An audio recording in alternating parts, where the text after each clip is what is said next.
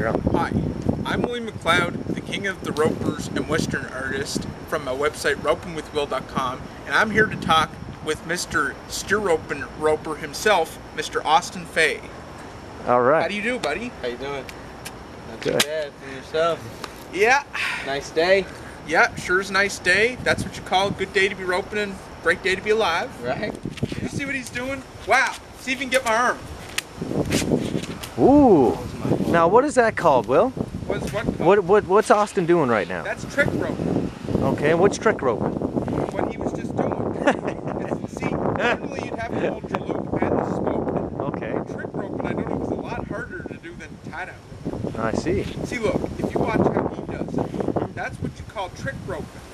That's a lot tougher to do. I don't know if anybody can throw their loop that way. That looks pretty good. We're back with roping star Will MacLeod Yep. and roper Austin Fay. Okay, I'm not nervous. Deep breaths are always important. Yeah. So, tell me when to go. Whenever you're ready. 3 and go. Okay, do roping horses do pretty good to keep a rope tight? I'd say, Isn't it their job to back up? right, as roping a calf, yes. Well, that prevents the calf from escaping. Right. Did you ever hear of a jerk line? A jerk line? Yeah. Right, yeah. And why do they tuck it under their belt as it pulls off? Isn't it supposed to back the horse up to prevent the calf from escaping? It does, but your jerk line's also 12 to 15 feet What happens long. if you have it tucked in your right and it pulls across your body like that? It won't. Oh, Think about it. what happens If you've got everything set up Yeah. correctly, Yeah, put it on your outside hip. yeah, When you come here, Yeah. you step off, Yeah. the jerk line's running with you. yeah. What happens if you have it tucked in on the left? No, probably nothing. But Fred Whitfield, I don't think he never tucked his on the right. He had his tucked in the left. Well, that's his technique, right? Why would he keep it tucked in the left? Probably because it's much easier to pull off. Well, you don't have to pull it off, right? Yeah. And It's coming out regardless while you're running. and is it possible to rope your way into university with a roping scholarship? Yes. From high school to university, yes. There is And a way. okay. And what kind of foods does a real roper eat in order to stay strong and active? Steak, Stay. chicken, Hamburgers? hot dogs, whatever you want, pizza. I don't Drink a know. lot of milk. I don't know if they ever eat ice cream sometimes. I eat ice cream. What kind of injuries can a real tie-down roper or steer roper experience? I don't know, broken leg, Well, broken ankle. do you ever dream about competing in the Spicer Gripp Memorial Roping in Hereford, Texas? Sure. That- One day. Did you ever hear of it? Have I ever heard of it? Yeah. No, I have Well, not. that's where I'm hoping to go to. Where's this?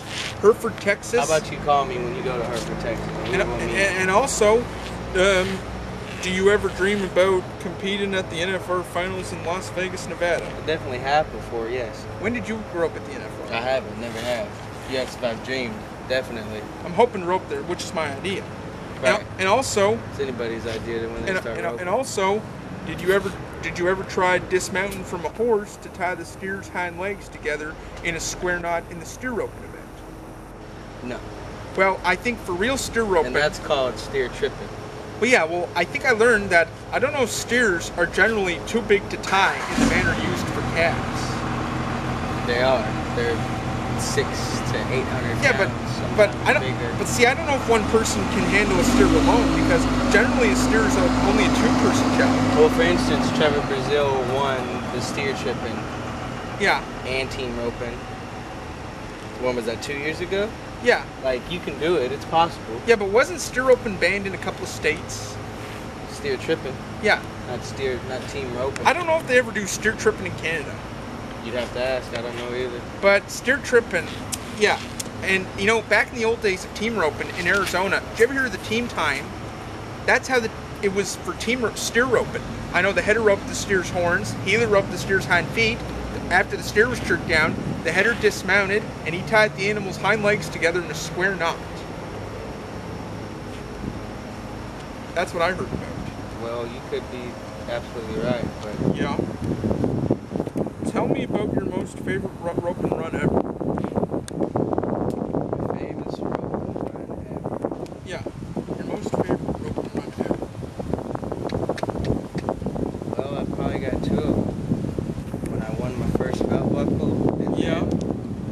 first run at state in 9th grade. Yeah. Yeah, first round I went out.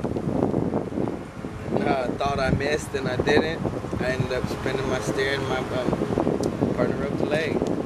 Well, if you rope one hind leg, that's a penalty. Right, five seconds. Yeah, but why would they give you a penalty since you're not allowed to rope one leg? Because the point is to rope both. And what? But and more about the questions. Did you ever try competing in a match rope? With who? Oh, just a straight up match roping? Yeah, a match. For fun, yes. And what is a match roping anymore? It's you and your partner against somebody and their partner, chin to hand. Yeah, but isn't there a match in tie-down roping? You match everybody. I don't know if they ever do a match in steer tripping. I have no idea. What do you think the match is like in tie-down roping? It's a match. It's like roping a calf any other day. It's like going into practice, man. You're just trying to get a little faster. And now, if you could rope in one roping event anywhere in the world, where would that be? If I could team rope anywhere? Yeah, or steer rope. That's I'd steer tripping. I'd want to go to the Hereford dog, and it's in Nevada. Look it up. And what's your favorite type of roping horse? Favorite type of roping horse? Yeah. I don't know. I've been on a couple. I like them all. Is heeling kind of a difficult job? Yes. And what's difficult about it? Well, the horns or neck are generally easy to catch, aren't they? For the most part, you think it's easy. But could heeling be difficult? What is heeling? Heeling is difficult. But what's the difference between throwing your rope up this way and then you have to slip it under like that? You're here when you. Yeah. When you. Say you're trying to get this. I get it. Yeah, that's what you call heeling. Oh, from under. Yeah, except your Honda's in a different way, isn't it?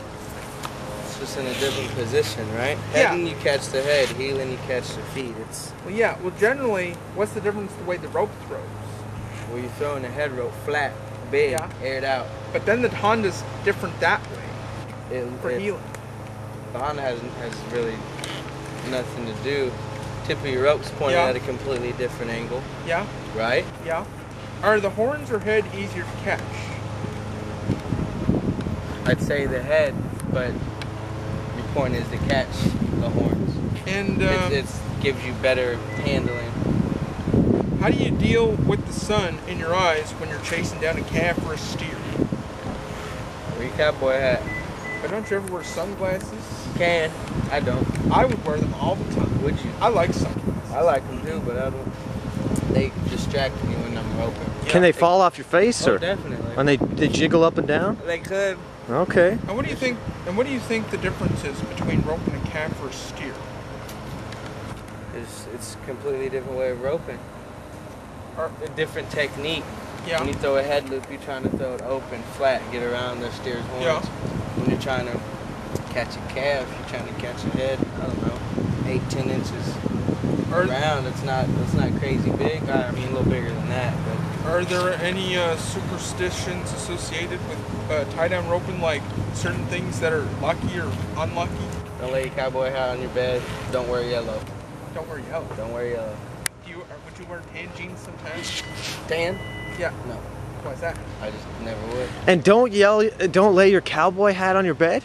Yeah. I think I've heard that saying that rodeo cowboys or cowgirls never would put their hat on their bed as if it's bad luck. That's a myth. Oh.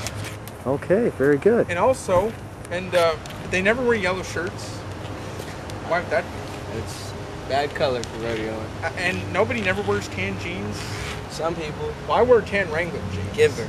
Would you be allowed to wear those at the NFR? Yes, sir. And also, more about the story. Would you ever try going up against me in a match roping for real sometime? Sure. But in a match roping, would you be allowed to take a rap in a hooey? Yeah. But hey, I have a question though. You know Don McLaughlin, world champion calf roper? See, when calf roping came off the ranches before they had to brand or doctor them, do you think somebody first tried putting one wrap on them before they could brand them? I don't think they did, because I think I heard. We don't know that. I think I know who did it. It was Don McLaughlin, the world champion calf roper, that innovated the new style of tying the calves. Hello? It was Don McLaughlin that innovated it. And what does it mean that he shaved off time by taking a wrap around the legs, and then he cinched it with the final tie. Shaved off time. But how do they know that one wrap is going to hold it? You don't.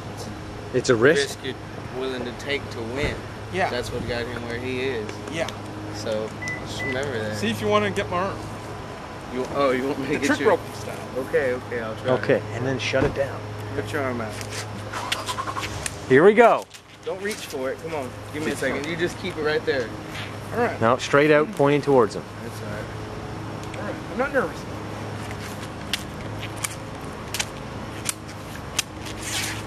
Ooh, that Tie was that on. close. Maybe. Yeah, this one will work. All right. I got it on camera, boys. Did you hear of Jake Barnes? This is Yeah, he happening. cut his fingers off a few years ago. But he got the back again, didn't he? Sort of. Well, I don't know how many ropers have ever lost a finger. I know a few. Like who? Actually, a few friends. I don't. But calf ropers, I don't think ever lose their fingers, do they? How come they never dally in rope and calves? Dally and rope? Yeah, how come they never dally in tie down rope? Because that's called team roping.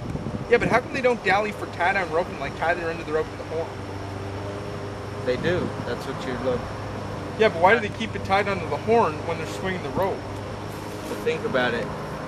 You're calf roping, right? Yeah. You're doing it with one person. Yeah. When you rope that calf, you've got to step off. Yes. If your rope's not on your Honda, where's your calf gonna go? Yeah. You're gonna keep running, Yeah. right? Yeah. You've got to have. That's what your horse is for. Your horse is your partner. Yeah. He does. Once you step off, it's his job. Yeah. Stay still. But you know what else I've noticed? Did you ever notice about keeping your finger open like that? Man, Kind of like this. that's how you direct. Where You hear your what he's rope's saying, going. Smeen? What's that, buddy? About keeping your finger open, listen to what he says. Okay. About the finger movement, like that. Listen to what he says. It directs where you're swinging. And doesn't it help build your loop bigger? No, that don't help. You can do a little bigger, right? Yeah, question. How old were you when you first started roping? 14? 14. Going on 14? Yeah? And what got you into roping? I met a kid in the 6th grade. Moved from Oklahoma. Oklahoma. Met him in the restroom. How- Named Cole Davidson. Cole Davidson? And who's he? He's my good buddy. Oh, I didn't know that. And how many different cowboys have you ever met in the past? Quite a few. And have you ever met any famous cowboys? Yes. Like who? He puts on a big calf roping every year. Mike Johnson? No. Give me a second. Joe Beaver? Yeah, Joe Beaver. that's me. You know Joe Beaver. I remembered meeting him at the NFR Finals in Las Vegas. Yeah. You know, the first time I ever met Beaver was at the NFR Finals in Las Vegas. That's a good place to meet him. And also, do you know a guy named Keith Flake? Yes. Snowflake, Arizona? You know, the first time I also met Keith Flake was at the NFR Finals in Las Vegas, Nevada. You ever heard of Tyler Magnus? I heard all about him. In fact, speaking of Tyler Magnus, I heard that he won the NFR average title in 1995 with his partner Kermit Moss. You ever hear of Kermit Moss? Is he good at steer roping? Yes, sir. Any other good? Oh yeah, and another question. Did you ever try roping with a cowgirl? A cowgirl? Yeah. Yes, sir. And who would that be? I've roped with a few girls in my life. Have cowgirls ever roped with you? Yes. And do you think some cowgirls are pretty good at roping as well? Yes, sir. Like who? Kim Williamson, did you ever hear of? Oh, man, I couldn't name any professional women, but I have roped with a few women in my life. Yeah, and I imagine some cowgirls are probably a little bit good to try roping at the NFR Finals in Las Vegas. Well, they have women in it. Right? Ooh, that was close. I still got batteries, so if we can do one more. One more time. And then we're going to want to get a good goodbye in there. Here we go. Oh, well, I can't do this right now. You got me under pressure. Sorry. That's no problem whatsoever, bro. Yeah, No problem. William MacLeod, So I tell you what. Ropers and Western Artists, along with the other roper Austin. It's been great seeing you.